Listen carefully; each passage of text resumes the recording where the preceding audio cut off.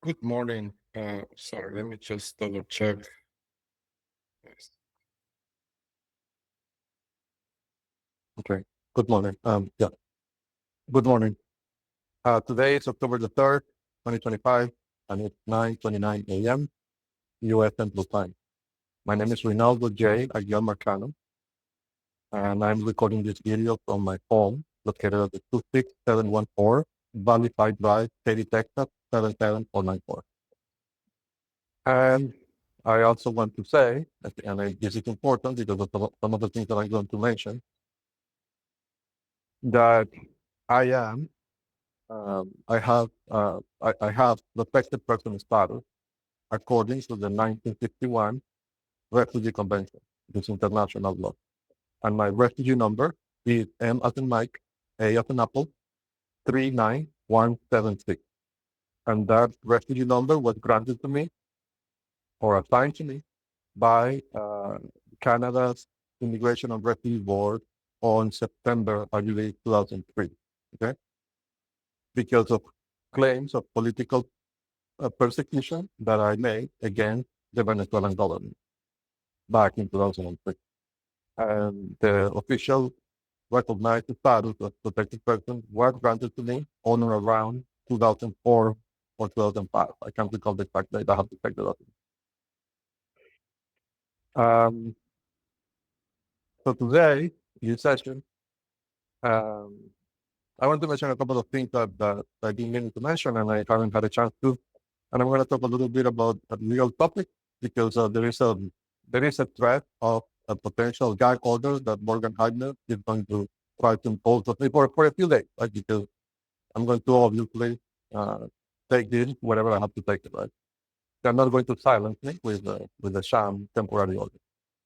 Uh, but while that gag order is in effect, I may not be able to say anything about Morgan Heidner. It could be 10 days, it could be 20 days, I don't know how long, right? So I'm going to say it now before they issue that sham order. Um, so where do I begin? Okay, so the status was, right, that the judge uh, of the 387 court on September 11, 2025, verbally rendered a series of orders. Okay? One of those orders was naming the petitioner, my former partner, as the supervisor of the mandatory supervised visit. Uh, so if I want to see the child, I have to be supervised, and I have to be supervised by child. That was the order that was rendered on September 11th.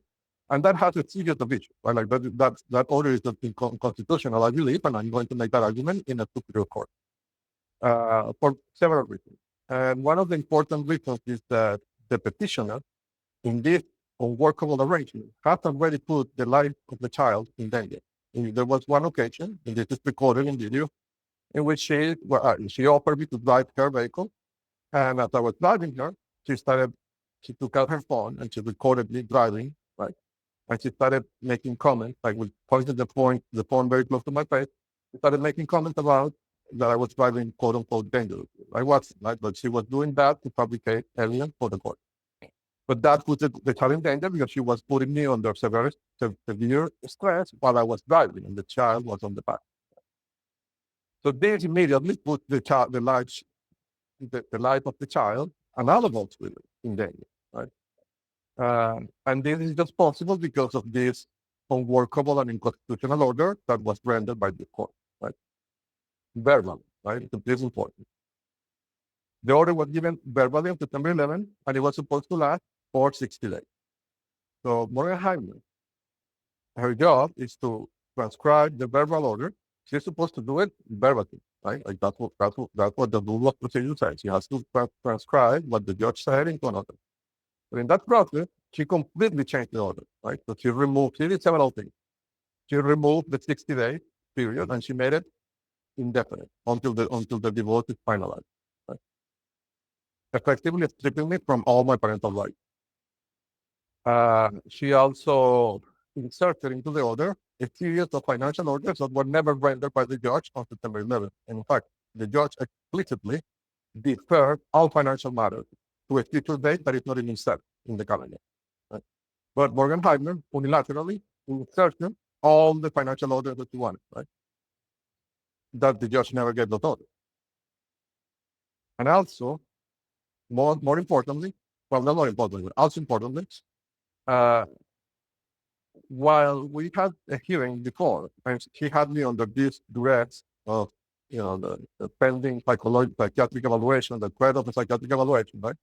They made me negotiate a series of things that I agreed to because I was under duress, right? And the following day, I filed with the court and gave notice to Morgan Hagner that I was withdrawing all my consent to any and all agreement. Right? And so she also took some of those agreements and put them in the order, right?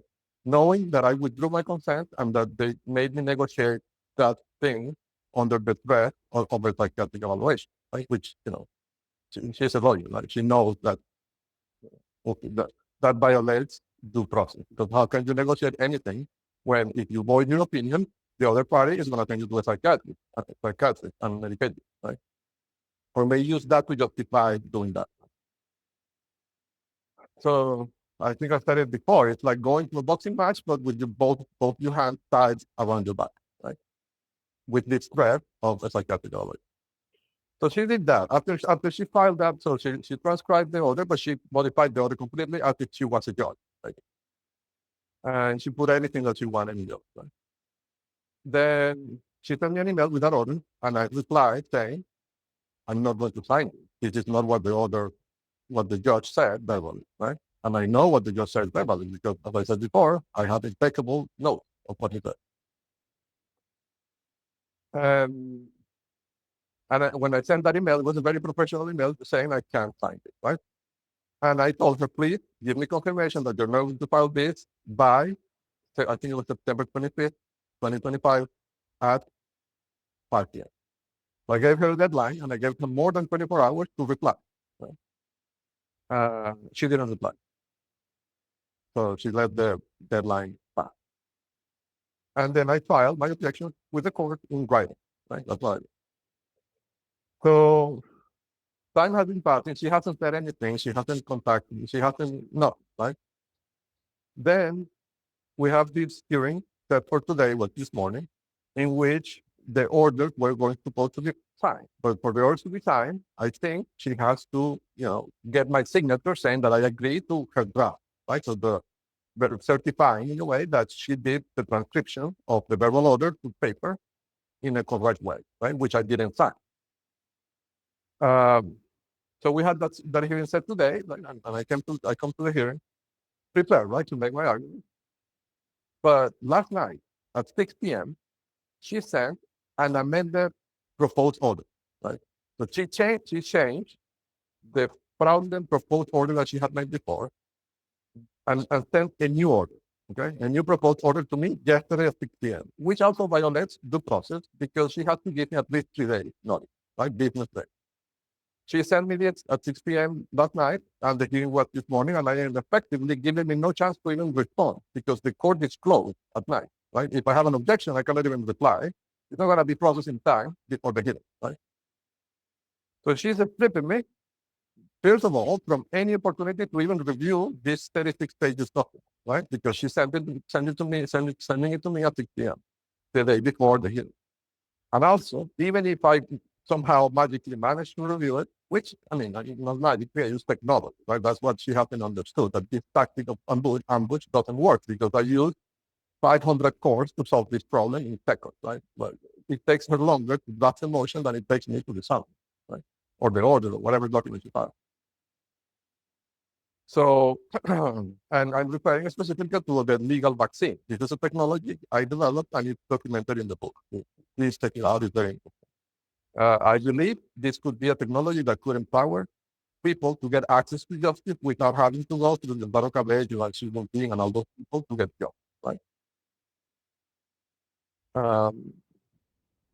So, I mean, not to get justice, to get access to justice. Because the way it is set up right now, if you don't have a lawyer, you cannot get access to the system. And they control practically all the lawyers, right? At least in the areas that are heavily under their control, where they keep the target, right? Because the prisoners, they keep them in places like jail, where they have the legal system under control. So, so she sent this order last night, 6 p.m., right? Effectively giving me no chance to respond. And this order, right? It's funny, right? It's funny how they think they're going to trick me. I mean, they don't understand that they can't trick a computer. Right? I'm using computers to solve this problem. They're not tricking me, right? So in the order, right? This amended proposed order of modern hybrid, right? She started by saying that we have joint conservatorship, right? So my former partner and I, supposedly in this first page of the proposed order, we are equal, right, in the conservatorship of the child. But if you read the order, that is not true. Like, the order effectively strips all my parental rights and assigns them solely to the petitioner, right? Although it says in the first paragraph that we have joint conservatorship. And then, crucially, in the part where the petitioner was named as supervisor of the visit, which is the condition that is putting the life of the child in danger, right? And I think that the judiciary system of Haiti, this judiciary system has to be responsible if something happens to this child, because they created that order that created this situation, right? I mean, at least from a civil, I know like the judges don't have civil liability, I understand that, but somebody must be liable if something happens to that child, right? In this process, because they are creating this life-threatening situation for no good reason, right? Just to put that cat order in a temporary order. So, Borgenheimler, in this second amendment, so in this amended version of the proposed temporary order, she modified that clause, right? I imagine to lower liability of the people involved in creating this situation, right? And the way she modified it was by naming my mother, as an alternative supervisor, right? So if you read it, it looks like, well, the respondent, Rinaldo, has the right to choose, right? He is not forced to go through the petitioner. But in fact, only that is not true, because my mother lives in another country. She lives in Canada. And crucially, she does not have a valid passport because her passport expired months ago. And both the petitioner and Morgan Hagner know this because I told them this on the record in one of the hearings before. They know that my mother effectively cannot come from Canada to Texas to pick up the child at the school, right? So effectively, in a practical sense, the petitioner is the de facto supervisor, right? It's the same situation. But on paper, it doesn't look that crazy, right? Because my mother is named in the document. But they know, and this is documented, in the record, they know that my mom doesn't have a passport. And my mom is a refugee. And this is also documented in the record because I filed a request to take judiciary notice about the refugee status of my mother. And this is relevant because for my mother to obtain a passport, it's a very lengthy process, but to take a year. Because she cannot go and ask for a passport from the Venezuelan government, because obviously Diosdado Cabello could use that opportunity to support her in the embassy, right? If they even give her the passport.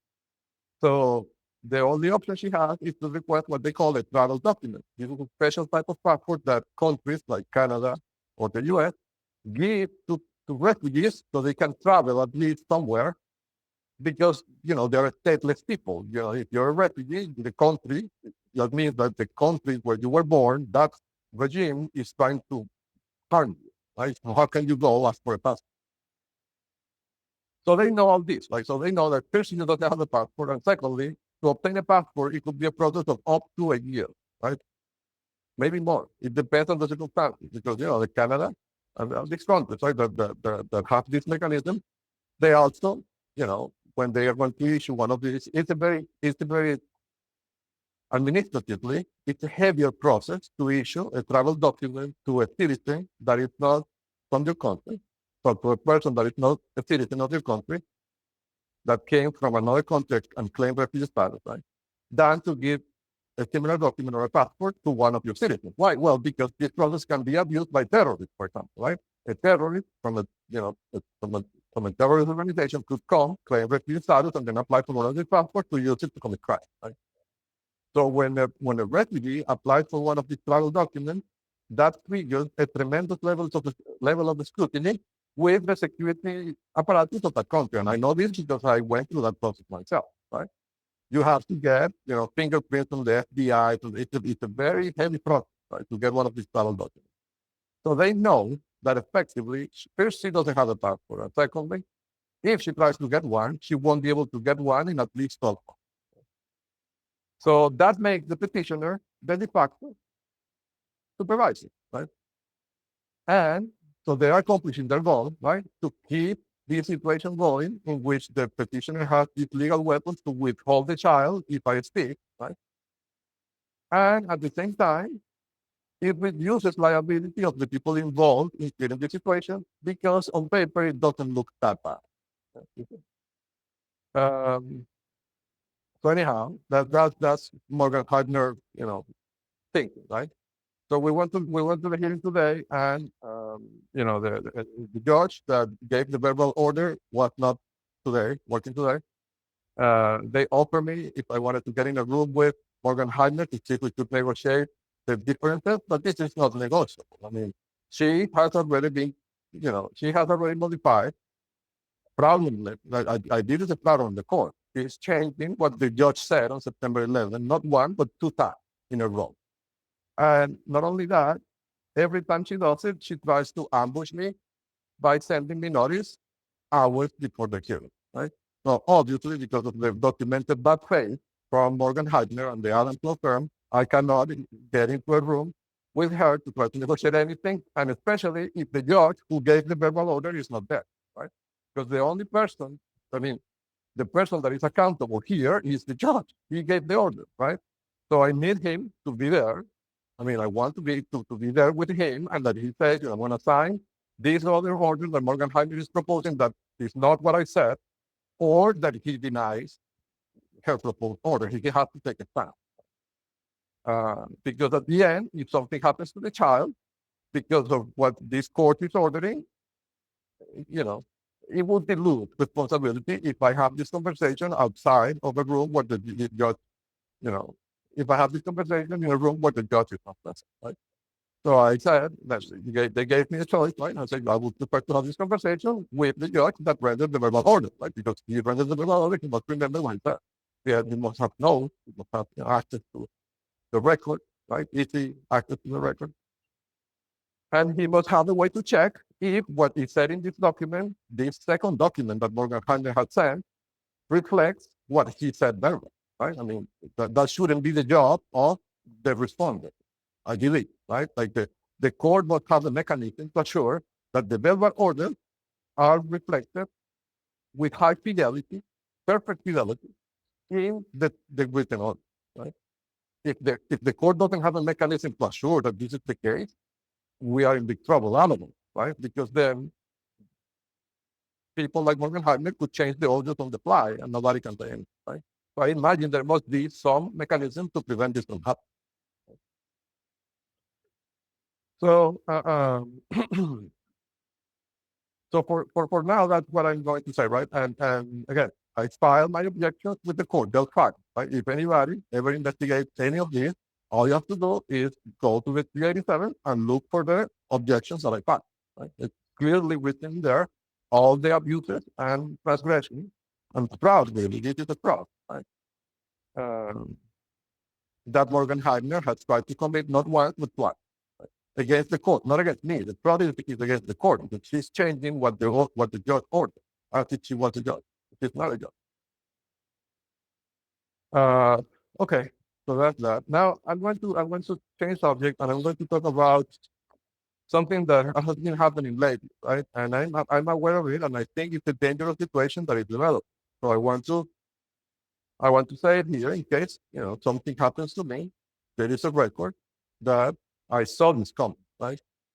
And I imagine, right, at this point, I have made more than 50 reports to the IRS, reports to the DEA, reports to the DOJ, reports to the FBI, reports to the police, reports to international bodies, legislation. Like I imagine, right, at some point, like I have to assume that the FBI is watching this spectacle. Uh, it, it, it's hard to believe that would not be the case, right? So if anybody's watching, I understand. Like if anybody's watching, I understand the reasoning behind not showing that you're watching, right? Yeah, like I understand the logic, right? And I respect it. But if that's the case, I implore you, please make sure that they don't hurt you, in the process because I see that they are desperate and they're escalating their attempt to hurt me. I see it real time. And this is one of the instances that I'm going to talk about, right? So I think it was late Friday. It was on Wednesday, right? Wednesday evening. I made that recording in the afternoon, right? When I, talked about the PPP of the female agent, and I talked about this Mendez, the 6'2" tall Jesus Christ Adonis. That's the best way they, like, if I could translate the way they describe it, would be something like that. That I believe could be called either Andres Mendez or Antonio Mendez, or a combination of the two. So after I, and I talked about the other clip, right? The serious international crime. So after I made that video, right, my logic was, well, these people will have to be crazy to harm me today, right, at least. So I did an experiment. Right? I said, well, I'm going to go to the park to the park that is here close to my house, right? And this area is heavily under their control. Like, they have all the houses, right? It's a prison. This is an office. This is an office area. It's not really a neighborhood, right? But my logic was, my former partner is here, the child is here. They would have to be crazy to try to harm me, right, in that park. I was wrong. Right? I think I was wrong, and I think they tried. Or they were, seconds away from trying. So this is what happened. Let me show you the layout so you get a thing, right?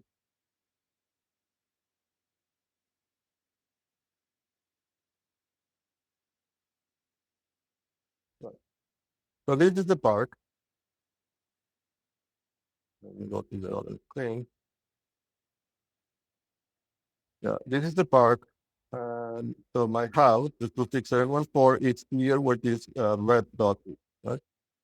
So we came walking through the Springfield Bridge and came to the park. As soon as we turned in this corner, right? So we have walked only like 150 feet or something. And I'm at this corner.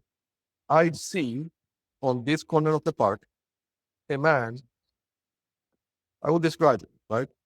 He's probably 5'10", maybe 5'11", but I think closer to 5'10". He must be probably 220 pounds or 240 pounds. White, short hair, brown, dark brown. And he looks like this character, like Doc Pepperman. There's the guy from King of Queens. And like, I don't know if they picked them, to look like this relatable character, right? But he looks very much like this guy.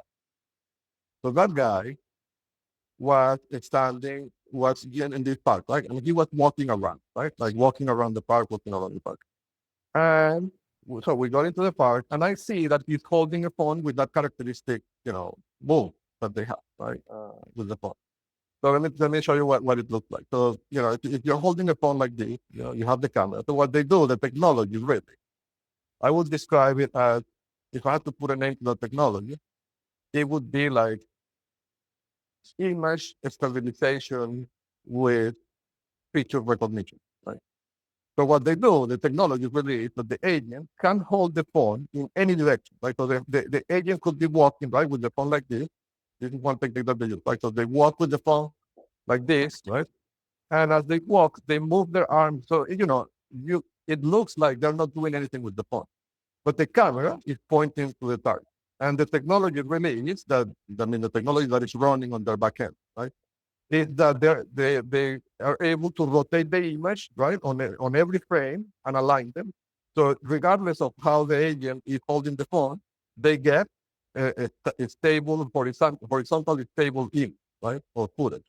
And then they can run image recognition, computer vision, to identify the target, right? And I imagine that technology is paired with the GPS of the phone. So if they know the location, right?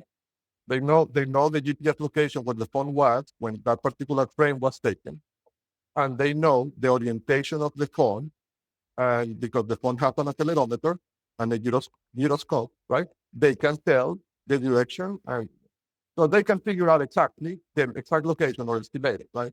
Where the target is standing. That's the technology.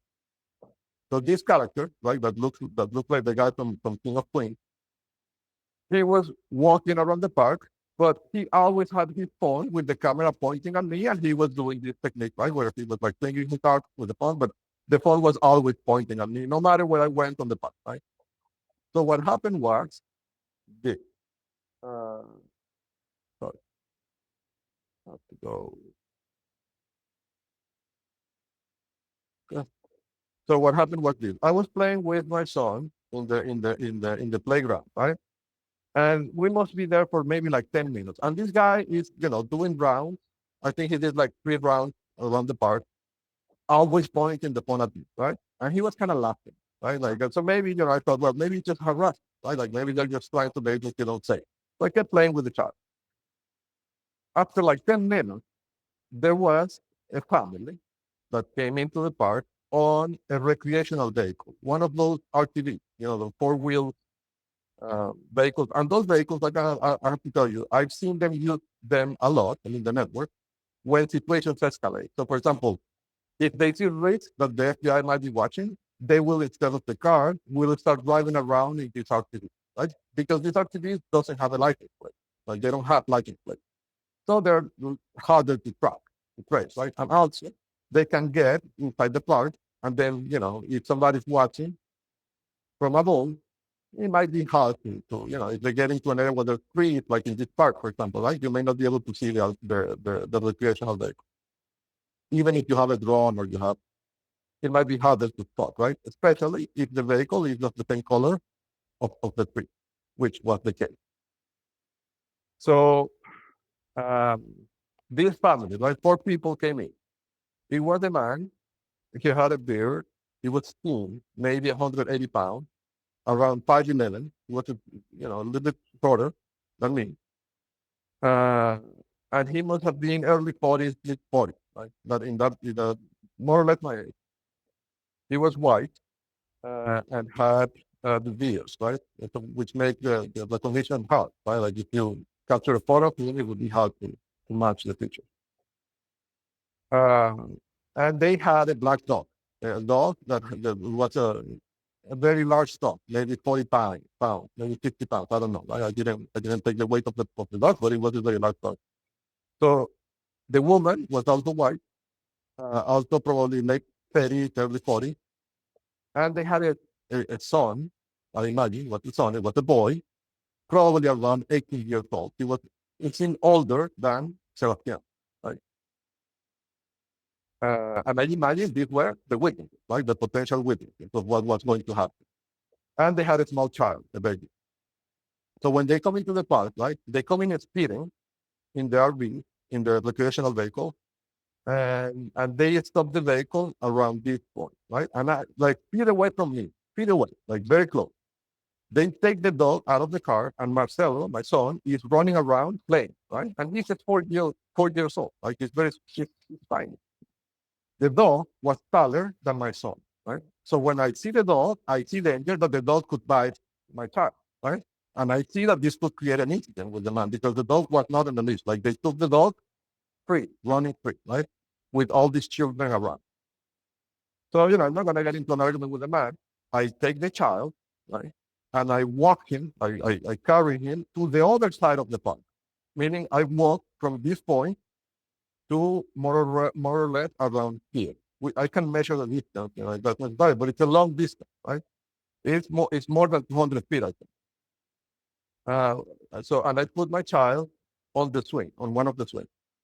When I put my child on the swing, I turn to my right, and when I see to my right, the same man that was just like 5 or maybe 10 seconds, I don't know how many seconds, I don't know, 15 seconds right, ago, that was next to me on the other side of the playground, creating this dangerous situation. He was now in the swing next to me with his own child, and he started swinging the child. So I understood, right, that what he's trying to do, he's trying to get close to me to create some sort of an incident. I don't know exactly what the incident will be, right? But I imagine it will be some sort of dispute or altercation that could justify me getting shot by this man, right, or by another man, right? or the police being called and me being arrested, like something along those lines. I don't know exactly what it is, but I can tell you two things. One, that it's something that requires proximity because he wanted to be next to me. Like it's something that cannot be done from 10 feet away. Right. Um, and secondly, that it has to be done by a man. And third, that it requires a witness. Right. So those three things I know that are ingredients in this formula that they're working on. That was rubbing. Okay. The next day, my former partner tells me, so yesterday, right? She tells me we went to pick up the child at the school, and she tells me that she wants to buy food at a specific HEB, right? She insisted in that HEB. I said, cool, fine, let's go, right? So we go there. And as we're in the HEB, I see a character, and this one was a man, uh, I would put him probably mid-40s as well, white, right? Also had a beard, but lighter color, brown. He was my height. I think he was 6'0", exactly. His build was similar to mine, so I would put him around 200 pounds, maybe a little bit more. Uh, and he looked military. Like he looked like, he had this military type build, right? Like he was more muscular than me. Uh, and this man was like shopping around, but he was always shopping and positioning himself very close to me. Right? I don't really understand what is the end goal of that, but he was basically following me very close. Right? Everywhere I went, well, not everywhere, I would say during the space of 25 minutes that I could have been in the store, he positioned himself in places where I would be in the next 5 seconds. Right? Always playing ahead, but always positioning himself in places where I would be forced to pass next to him. Um, and again, the other commonality was that in those situations, there was always somebody next to him, right? Not with him directly, but with the potential witness if something happened, right? So I had to basically adjust my behavior, right? And make sure that I never cross paths with this man, right? Um, and the way he was dressed, he was wearing jeans. So this was I'm going to get to the direction that maybe, right? The camera could show who he was, right? So this was on the HED that is on FM 1093 and on the Franklin Boulevard, right? More or less in that intersection. Yeah. So this HED over here, right? This is where my former partner asked me to text them, right? To go with them. She was running. The address was, but that is important. Let's check the HED. Um, the address is 9211 Farm to Market Road, 722. Richmond, Texas, 77406. So that was the store, right? And if I had to overlay the GPS on top of the store, the places where he was following me was, more or less around here, more or less latitude 29.69567, longitude minus 95.81617, and more or less over here was the bakery. 29.69608 minus 95.81621. And he was wearing jeans, blue jeans, and he had like a shirt, but it was like a Hawaiian shirt. It was blue, and it had like some sort of design. It looked like a Hawaiian shirt, but he had it. I think I'm not sure if it was tucked in or not, but it wasn't a long Hawaiian shirt. It was cut right to his butt. So anyhow, like this has happened twice in two separate occasions in which I see these agents that, you know, uh, obviously, right, they have a goal. Like the way they behave, it's obvious to me that they have a goal. And that goal includes getting close to me at close range and having a witness nearby. So I imagine that it's something that it's not, it's not light, right? Because if they're thinking of the witnesses, it's because it's something that's going to be heavy, right? Um, and remember, Texas is a state where many people have firearms, and it's not. It wouldn't be something very unusual if somebody gets shot, right? Because there's a dispute. So I don't know. I see the situation and I see danger, of course. Okay, so I think I had another thing that I wanted to mention.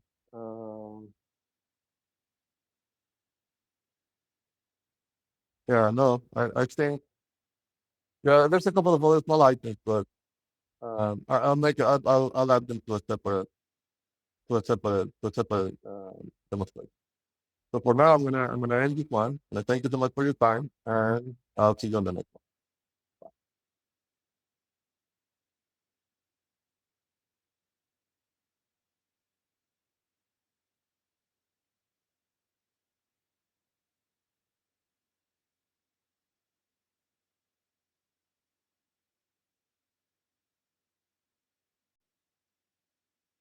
Hi, good morning. Today is October 3rd, 2025, 10:13 a.m. My name is Rinaldo J. Aguiar Marcano.